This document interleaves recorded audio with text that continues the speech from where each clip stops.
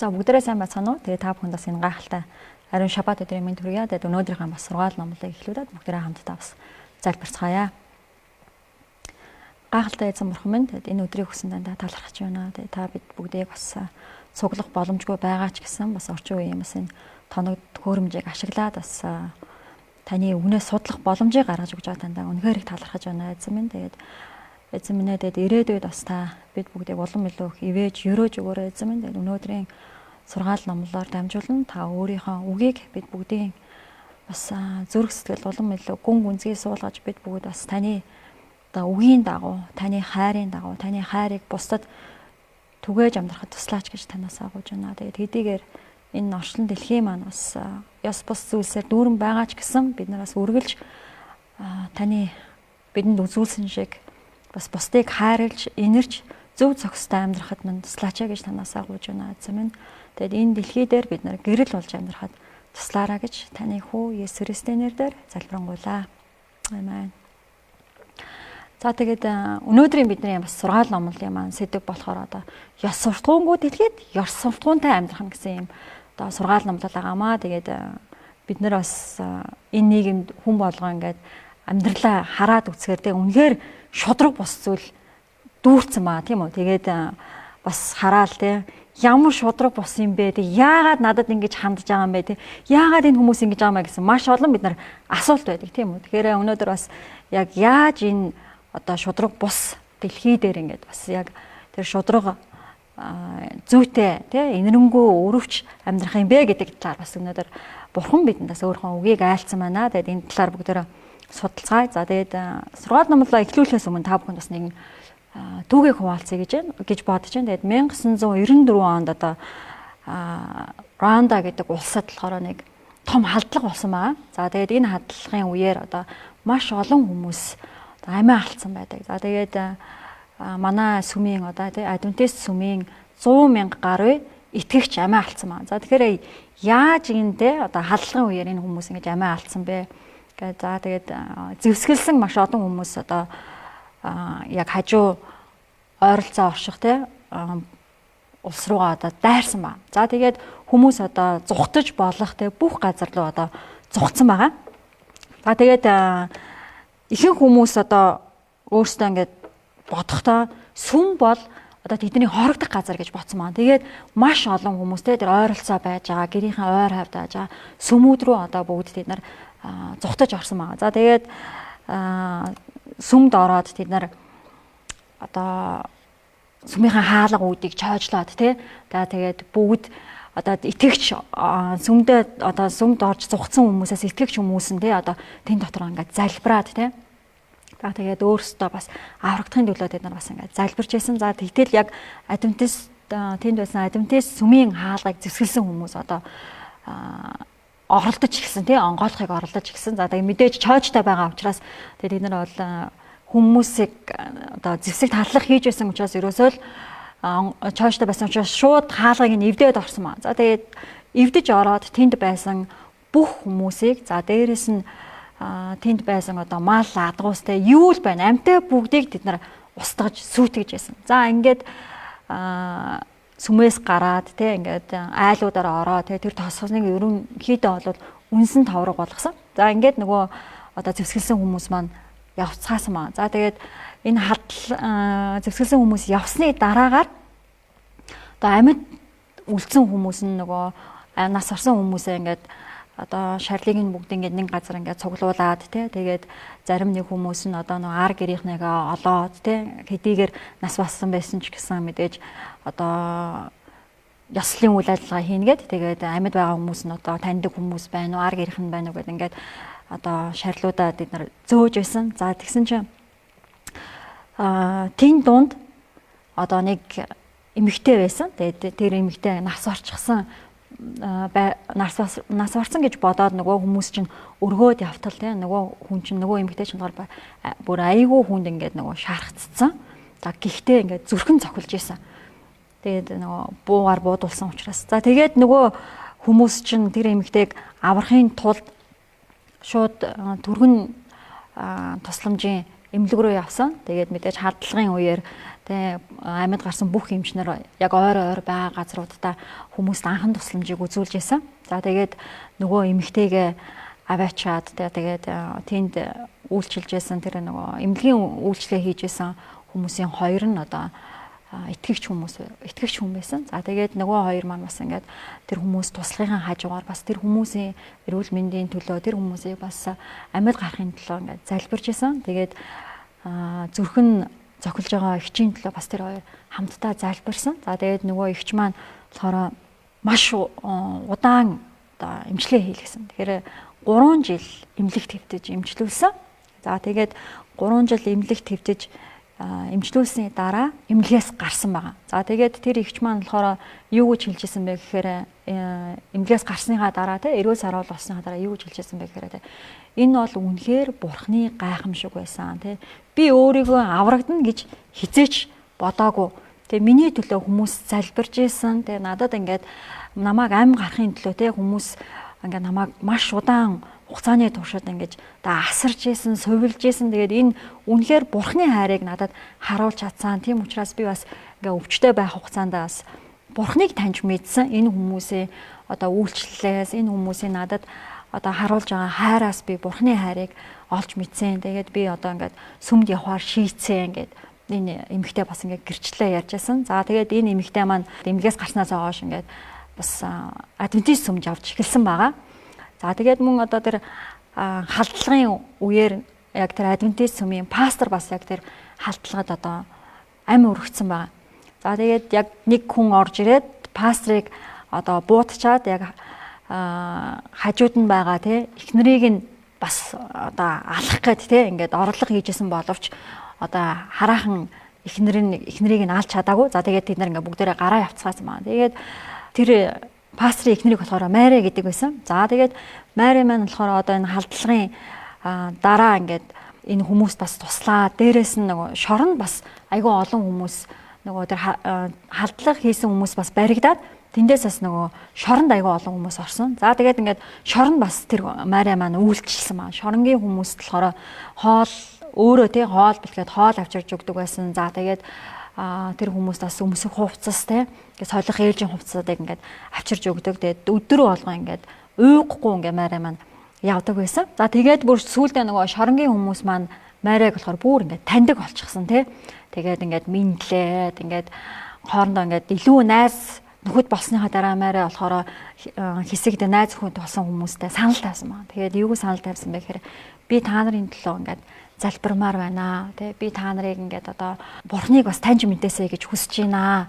Тэгээ та нар үнэхээр чин сэтгэлээсээ хүсэж байгаа юм бол тэ надтай хамт ингээд залбираач. Тэгээ би та нарт бас Библийн тухай зааж өгье гэдэг. Ингээд шоронд байгаа хэсэг хүмүүст ингээд Библийн хичээл зааж өгсөн байгаа. Хэсэг хугацааны дараа Библийн хичээлийг дуусчаад Мари маань болохоор нөгөө усан баталгааны ёслол болсон маа. Тэгээд Библийн хичээлээ дууссан хүмүүс нь бас усан баталгаа хийх шийдвэр гаргасан. Тэгээд тэн дундаас нэг залуу яг тэр усан баталгаа хийх шийдвэр маргааш нь одоо усан баталгаа болох гэж байгаа. Тэгээд яг өмнөх өдөр нь нэг залуу ирээд нөгөө Маригийн хөлтөн сөгдөөд уйлаад тэгсэн маа. Тэгээд Мари бүр гайхаад учрыг нь олохгүй. Тэгээд яасан болоо гэд. Тэгээд тэгсэн чинь Мари ихчээ тэ та намайг одоо таньж гэнэ үү гэж асуусан ба. Тэгээ нөгөө чи ингээд дээшээ харангууд Мари ингээд нэлээд удаан харсныхаа дараа тэ бас жоохон ингээд сэтгэл нь жоохон тавгүй болоод тэгээ тэгснэ тийм ээ би чамайг таньж гэнэ гэд хэлсэн ба. Тэгээ тэр хүн ямар залуу байсан бэ гэхээр Маригийн нүхрийг алсан тэ буюу одоо нөгөө сүмийн пастрыг алсан дээр алуурчин байсан ба. Тэгээд нөгөө залуу чинь те Маригаас асуусан ба. Та те намайг үнэхээр уучлаарай. Би тэр үед юу хийжсэнаа мэдэхгүй байна те.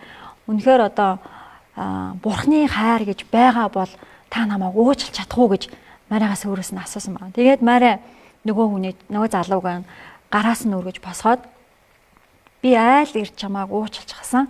Тэг би айл эрт та нарыг бүгднгийн те тэр үед одоо хүмүүсийг хэрцээр алж байсан тэр хүмүүсийг уучлсан учраас би те энэ олон жил энэ шоронд ингэж би энэ үйлчлэлийг хийж байгаамаа. Би та нарт те бурхны хайрыг би мэдүүлэхийн тулд би та нарыг те аврахын тулд би та нарыг та нарыг бас гимшээсэ гэсэн үүднээс би энэ үйлчлэлийг те энэ олон жил хийсэн юм аа. Тэгээ хүмүүс босоод ирээ гэд. Тэгээд нөгөө залууга тэрвэрээ те би чамд хайртай, би чамайг уучлсан гэж хэлсэн маа. Тэгээ нөгөө залуу чинь уйлаад, марriage гэсэн уйлаад тэгээд маргааш нь нөгөө залуу маань одоо баптизм хүртсэн байгаа усан баталгаа. За тэгээд усан баталгаа хүртснийхаа дараа 2 жилийн дараа нөгөө залуу маань шоронгоос гарсан. За тэгээд нөгөө чинь ингээд шоронгоос гарчаад хайчгаа мэдгүй те өөрийн гэсэн гэр бүл байхгүй, өөрийн гэсэн аав ээж байхгүй. Тэгээ хайчгаа мэдгүй нэг хэсэг алхаж явж байгаад тэгээд зогссон. Зогсоод би одоо хайчгүй те. Тэгээд чоронд нэлээд удсан учраас арга хэр байхгүй, очихоо аав ээж байхгүй, ажил төрөл байхгүй, найз нөхөд байхгүй те. Харж хандах хинч байхгүй, очгаалж байхгүй. Тэгээ нөгөөд чинь хэсэг бодож зогсож ийснаа. За би нэг айлд очих ёстой юм байна гэж бодоод нөгөө чинь Маригийн гэрийн зүг явсан маа. Тэгээд Маригийн гэрийн гадаа ирчээд хаалгыг нь тогшоод те. Мари гарч ирсэн чинь өөрийнх нь таньдаг те. Өөрийнх нь одоо Библи судалсан залуу зогсож байгаа нь бүр гайхсан. Мари те шоронгоо судлагдана гэж бодоагүй байсан. Тэгээд нөгөө залуу нь судлагдсан байсан. Тэгээд нөгөө залуу маань болохоор Марид хэлсэн байгаа. Юу гэж хэлсэн бэ гэхээр би хаачгаа мэдэхгүй байна. Би юу хийгээч мэдэхгүй байна. Тэг та надад туслаач ээ. Би одоо яах вэ гэж асуусан байгаа нөгөө Маригаас те. Тэгээд тэгсэн чинь би гав ганцаараа надад очооч газар байхгүй. Тэгээ таньдаг ч хүн байхгүй. Тэгээ тэгсэн чинь Мари ч гэсэн тэр залууд бас хариу хэлсэн. Тэгээ Мари юу гэж хэлсэн бэ гэхээр би ч гэсэн ганцаараа амьдарч байна. Тэгээ надад ч гэсэн хань жил маань байхгүй. Тэгээ би энэ гэртээ ингээ ганцаараа амьдарч байгаа. За тэгээд надад бас хүүхэд байхгүй. Тэгээд чи манай гэрт яг үлдэж болноо гэж хэлсэн маа. Тэгээ нөгөө залуу чинь гайхаж жиснаа тэгээ бас бодлогошоод нэрээ би үлдэж болох юм болов гэд бодож хооронд нь Мари ингэж хэлсэн маа. Нэг болцолтой гэж хэлсэн маа. Тэгээ нөгөө залуу чинь гайхаад юм да. Юу яахлаараа тэг болцолтой байд юм болоо гэж удаад ямар болцол гэдгсэн чинь би өөрөө хүүхэдгөө. Тэгээд би чамааг хүүхдээ болгож өрчилж авахыг хүсэж байна. Тэгээд би чамааг тэ өөрийнхөө хүүхэд болоод ингээ хоёулаа хамтдаа амьдраа. Тэгээд мөнхийн улсад бас өөрийнхөө хайртай хүмүүстэйгээ хамт уулзсан төлөө бас хамтдаа ингээ хоёулаа хамт амьдарцгаая гэж хэлсэн маа. Тэгээ нөгөө залуу чинь мэдээж очих газар байхгүй байсан болохоор дуртай нарахгүй зөвшөөрсөн. Тэгээд Мари хэдэн өдрийн турш нөгөө бичиг цаасны ажлыг хөөцөлтөө тэгээд энэ залууг өргөж аваад за тэгээд өөрийнхөө хүүхэд болгож өргөж авсан маа. Тэгээд энэ хоёр маань одоо маш жаргалтай. Тэгээд амьдарч байгаа. Тэгээд хоёулаа бас энэ тосгондоо Бурхны хайрыг түгээгээд ингээд одоо амьдарч байгаа. Тэгээд ямар ч байсан бас тэгээ Маригийн үйлсээр дамжуулаад те хэдийгээр одоо маш их гим нүгэлтэй байсан ч гэсэн те бас уулчилж болшгүй алдаа хийсэн байсан тэр хүмүүс маань бас Бурхан руу эргэсэн маа те. За тэгэхээр дэлхий дээр болж байгаа те одоо яг бидний амьдарч байгаа нийгэмд бол ийм зүйл тохиолдох юм бол те бидний одоо бидний одоо яг зүрх сэтгэл бол юу гэж хэлэх вэ гэхээр хизээч тэр хүнийг уучлахгүй байсан тийм үү. Хайртай гэр бүлийнх нь хүмүүсийн одоо алсан тохиолдол юм байна. Гэтэл те Мари үнэхээр Бурхныг хайрласан учраас Бурханд хайртай байсан учраас те тэр хүмүүсийг бас л яг Бурхантай адилхан уучлж өшөөж бүр сүулт нь тэр хүнийг те одоо бүр өөрийнхөө хүүхэд болгоод өргөж авсан байна. Тэгэхээр энэ бол бас маш агуу гайхалтай ивэл тэгээд энэ бол бас маш агуу гайхалтай хайрыг бид нарт бас харуулж байгаамаа. Тэгэхээр бидний эргэн тойрон бас яг энэ Бурхны хайрыг харуулсан юм гайхалтай дөгүүд бас болсоор байна. За тэгээд Эллен Вайтийн бичсэн номон дээр болохоор ингэж бичсэн байгаа. Дэлхийн ертөнцид өгөх нэгүслийн тухай сүүлчийн мэдэн нэгүслийн гэрлийн сүүлчийн туяа болох Бурхны хайрын мөн чанар юм а гэсэн ба. Бурхны хүүхдүүд бол түүний сүр жавхлан илэрхийлэх ёстой.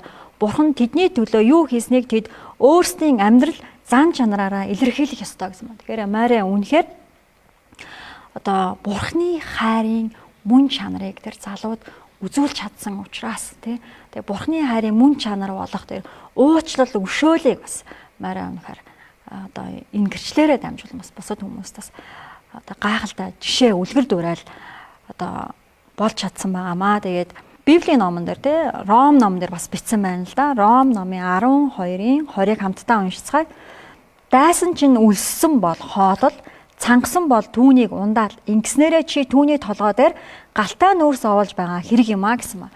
Тэгэхээр Библиэлд хэлсэн шүү дээ. Бид нар бол тэгэл нэг бидний одоо уурыг хүргэсэн ч юм уу, бидний эсвэл нэг одоо хүсэл бодолд нийсгүй ч юм уу те нэг хүн гараал ирэхээрээс та энэ хүмүүс та ингэж яадаг одоо гал ингээл уурлаад бухимдаал те тэгэл тэр хүннийг ингээл одоо зарим нь бүр ингээл үзэн ядаал тэр хүнтэй хамт байхаас ч харахаас ч хүртэл ингээл уурн үрэл тэг гítэл Библиэлд болохоор бүр тэгсэн байгаа байхгүй те бүр дайсан чинь байгаа тэр хүнийг хооллоо те өлсөж байгаа бол хоолоо цангасан бол түүнд бүр ус өгөө гэж бичсэн байна. Тэгэхээр яг Мари болвол яг л Есүсийн хэлсэн шиг энэ үйлдэлийг хийж чадсан. Яг Есүсийн бидэнд үзүүлсэн үлгэр дуурайлыг Мари бас энэ залууд үзүүлж чадсан учраас өнөөдөр энэ залуу бас одоо Бурхныг таньж мэдээд одоо бид нартай хамт бас мөнхийн улсад очих тийм боломжтой болсон байна. Тэгэхээр бид нар Мари шиг тэ Есүсийн хэлсэн шиг бас тэгж амьдрах юм бол маш олон хүмүүсийг бас мөнхийн улс руу тэ хөтлөх ийм одоо бид нар гүүр нь олж чадах байна. За тэгээд эзэн Есүс Христийн маань Бурхан ба эцэг магтахдах болтугай. Учир нь Бурхан өөрийн агуу өршөөлөөр үхэгсдээс амилсан Есүс Христийн амьлаар биднийг амьд найдвар өгөөд мүхэшгүй, бузартаагүй, алга болчихгүй бөгөөд та нарын төлөө тэнгэрт хадгалагдсан өв өөд дахин төрүүлсэн юм а гэж ингэж Библийн номдор бичсэн байна. За тэгээд Есүс те одоо биднэрт хэрхэн яаж өөршгөн те бусдыг хайрладаг хэрхэн яаж бусдыг одоо уулчлах вэ гэдгийг үрлэр дуурайлал болгон үзүүлсэн маа. Тэгээд Есүс өөрийнхөө дагалдагч нартаа тэг хэрхэн хандсан, тэг дагалдагч нараа хэрхэн сургасан энэ бүхнээс нь бид нар Есүсийн бас бид нар зааж өгсний дагуу бусдыг хайрлаж, бусдыг уучлж, бусдад үйлчлэх тэр үлгэр жишээнүүдийг бид нар одоо харж болно. Иохан номон дээр хэлсэн байгаа. Иохан номын 13:35 дээр би бидээ хайртай байвас та нарыг миний шав гэдгийг үүгээр чинь бүгд мэдэх болно гэсэн байна. Тэгэхээр бид нар үнэхээр тэгээ бие биенийгээ хайрлаж чадах юм бол бид нар бусдыг үнэхээр бас хайрлаж чадах юм бол энэ хайраас л ерөөсөө биднийг Есүсийн шав гэдгийг хүн болгон мэдэх болно. Хүн болгон мэдрэх болно гэж. Тэгэхээр Мари үнэхээр тэр залууг уучлаад хайрлаж чадсан учраас тэр залуу маань тий Бурхныг олж таньж мэдсэн байханд. Иохан номын 14:27 дээр болохоор амар амгалан би та нарт үлдээнэ. Амар амгалангаа би та нарт өгнө. ертөнцийн өгдгөөс өөрийг би та нарт өгч байна. Үр зүрхэн бүү шаналга бүү төгшцгээ гэж Библиэлд хэлсэн байна. За Иохан 15:10-д би эцгийнхээ тушаалыг сахиж хайранд нь байдаг лугаа адил та нар тушаалыг минь сахивал хайранд минь байх болно гэсэн маа. Тэгэхээр Есүс үнэхээр те эцгийнхээ тушаалын дагуу, эцгийнхээ үгийн дагуу те ямар дуулууртай байсан бэ гэдгийг бид нар одоо Есүсийн жишээн дээрээс харж болно тийм үү. Загалмаа дээр өөрийгөө цовдлох хүртлээ те Есүс дуулууртай те байсан. За тэгвэл яг л энэний адил бид нар бас Есүсийн биднэрт өгсөн тушаалыг те дуулууртай дагах юм бол бас Есүс биднийг ямар их хайрладаг болох, бас Есүс биднийг ямар их халамжлаг болохыг бид нар бас улам илүү их ойлгож одоо эндээс бас харж болох нэ. Бусдын үйлсэн санаатай болно, санаандгүй тэ үйлдэлүүдээс болоод бусдыг бид нар бас одоо муулдаг, бусдад хорсдог тэ бусдад одоо өс хонзон санаал эсвэл нэг дуурахгүй те энэ надад ингэж хандсан чамааг дэч гэдэг юм уу те маш олон тиймэрхүү тохиолдлоос бидний амьдралд байж байдаг. Гэтэл Есүс хэлэхдээ болохоор ерөөсөө битгий тгээ те зүгээр л бусдыг зүгээр хайрал гэсэн байна. За Библийн номон дээр Иремая номон дээр ингэж хэлсэн байна. Зүрх гэдэг бүхнээс илүү хуурамч идэвхшгүй өвчтэй. Хин үүнийг ойлгож чадах вүлээ гэж хэлсэн байна. Тэгэхээр бидний зүрх бол ерөөсөө хуурамч. Тэгэхээр энэ зүрхээ бид нар одоо Бурхны хайраар дүүргэх хэрэгтэй. Тэгээд та бүхнийг бас те урайлж, тэгээд юу гэж урайлж байгаа юм бэ гэхээр эзэн минь ээ зүрх сэтгэлийг минь өөрчилж Тэгээ намайг яг өөр шигэн тийм зүрх сэтгэлтэй болгож өгөөч гэж одоо өдөр бүр бас залбираач гэж бас та бүхнийг уриалмаар байна. Тэгээд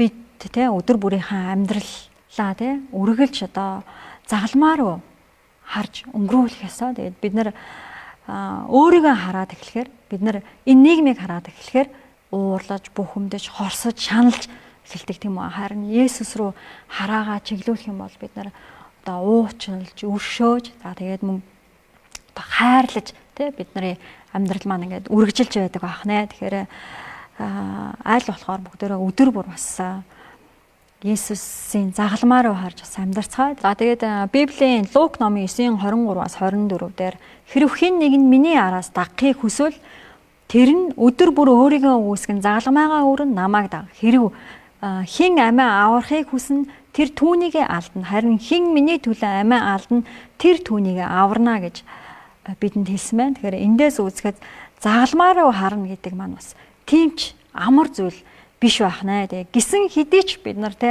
өдөр бүр бас Есүсийн загалмаа руу харж бас Бурхан биднийг яаж хайрлсан шиг бусдыг бид нар бас тэр хайранд суралцаж амьдрах юм бол бид нар бас одоо гайхалтай зүйлүүдийг бас хийж чадах нэ. За тэгээд бид нар Есүсийн амьдралыг харах юм бол Есүс одоо загалмаа дээр цовдлогдоод тэгээд Есүс одоо ялагдсан мэт харагддаг боловч яг эцсийн үр дүнд нь Есүс загалмаа дээр цовдлогдсноороо Есүс ялсан юм аа Есүс ялалтын цагаан тугаа өргөж чадсан юм аа Есүс энэ тулаанд бүрэн одоо дүүрэн ялалтыг бид нарт авчирч өгсөн юм аа. Тэгээд сайн мэдээний номон дээр ингэж бичсэн байгаа. Та өөрийгөө Бурханд бүрэн даатгаа. Есүс бүх зовлон шаналлаа өгсөн үед та урд өмнө хизээч мэдэрч байгаагүй баяр хөөргийг мэдэрч ялалтыг хүртэх болно гэж хэлсэн байгаа. Тэгэхээр Есүс биднийг бас юу гэж хэлсэн бэ гэхээр та нар бол үнэлж баршгүй хөрс юм а гэж хэлсэн байна. Тэгэхээр энэ хөрсөн дээр би бол одоо өөрийнхөө үр тариаг таринаа гэж хэлсэн байна. Тэгэхээр Есүс бидний хөрс гэсэн тийм үү. Тэгэд энэ хөрсөн дээр Есүс өөрийнхөө үр тариаг тарихыг хүсэж байна. Тэгэхээр та энэ хөрсөө Есүст ашиглуулахыг хүсэж байна уу? Тэгэд хөрсөн болохоор одоо ямар нэгэн зүйлсийн одоо альва зүйлсийн төгсгөлийг илэрхийлэх биш, харин хөрсөн болохоор ерөөсөө альва нэг зүйлийн эхлэл буюу шинэ амьдрал, шинэ эхлэлийг одоо бэлэгдэж байдаг. Тийм учраас Есүс биднийг ингэж хөрстэй зөвлөсөн байна. Тэгэхээр та хөрс болмоор байна уу? Та Есүсийн хувьд хөрс болж та ашиглагдмаар байна уу? Тэгэхээр уриалж шүү дээ тийм үү? Би таны дээр одоо үр жимсээ тармаар байна гэж. Тэгэхээр та Есүсийн тарих гэж байгаа тэр одоо үр жимсийг ургуулгыг хүсэж байна уу? Хөрс үнэхээр одоо Бурхны гарт өөрийгөө даатгаж өгөх юм бол Бурхан тэр хөрсөн дээр ямар гайхалтай үр жимсүүдийг ургуулгыг та төсөөлж байна уу? Тэгэхээр бид өнөөдөр Бурханы өмнө очиж Бурханд өөрийгөө даатгах та намайг өөрийнхөө одоо тэр үр жимсийг ургуулах хөрс болгооч гэж бас Бурханаас бүгдээрээ хамтдаа бас залбирanгуйцгаая. Тэгээд Бурханд үнэхээр бид нар бүрэн дүүрэн ашиглагдах тэр боломжийг өгөх юм бол Бурхан биднийг 100% тэрнээс илүүгээр ашиглах болно. Тэгээд Бурхан биднэрт шинэ амьдралыг, шинэ эхлэлийг тийм үү өгөх болно. Тэгээд Есүс өнөөдөр тань руу шарахтай гараа сунгаад хөрш шороогоо надад өгөө, надад даатгаа гэж хэлсэн ба. Энэ ямар гайхалтай уриалга вэ? Та бүхэн энэ уриалгыг авахыг хүсэж байна уу? Та бүхэн Есүст өөрийнхөө зовлон шаналл, шархалсан зүрх сэтгэл, хэн нэгэнд хорсон, атаа хорслоо та эзэнд өгөөд тэгээд Бурхны танд өгөх тэр амар тайвныг, эдгэрлийг, Бурхны танд өгөх тэр баяр хөөргийг та оронд нь авахыг хүсэж байна. Хэрвээ та бүхэн бас Есүст өөрийгөө даатгаж Есүсийн тэр одоо хайр, Есүсийн тэр ивэлийг тарих тэр хөрсөн болмоор бол бүгдөө хамтдаа бас энэ өдрийнхөө сургаал номлыг дуусгаад залбирцгаая. Гайхалтай эзэн бурхан минь, тэгээд та өнөөдөр энэ сургаал номлоор дамжуулан хоёр гайхалтай хүний түүхийг биднэрт хуваалцсанд баярлалаа. Эзэн минь ээ, тэгээд энэ хоёр хүний зүрх сэтгэл үнэхээр таны хайраар дүүрэн байсан учраас бас олон гайхалтай хүмүүсийг тань руу дуудан авчирчээ. Эзэн минь ээ, бид яг энэ цаг мөчид таны уриалгыг хүлээн авахыг хүсэж байна. Эзэн минь ээ, та биднийг өөрийнхөө тэр сайхан үр жимсээ ургуулах хөрс болон ашиглаач гэж танаасаа гуйж байна. Бид танд бүрэн ашиглахтайг хүсэж байна. Эзэн минь ээ, тэгээд та өөрийнхөө хайр, ивэл, нэгүслийг бидний дээр буулгаач. Бидний зүрх сэтгэлд та өөрийнхөө хайрыг, өөрийнхөө баяр хөөргийг, өөрийнхөө амар тайвныг дүүрэн дүүнээр ургуулж өгөөч гэж танаасаа хичээнгүлэн гуйж байна эзэн минь.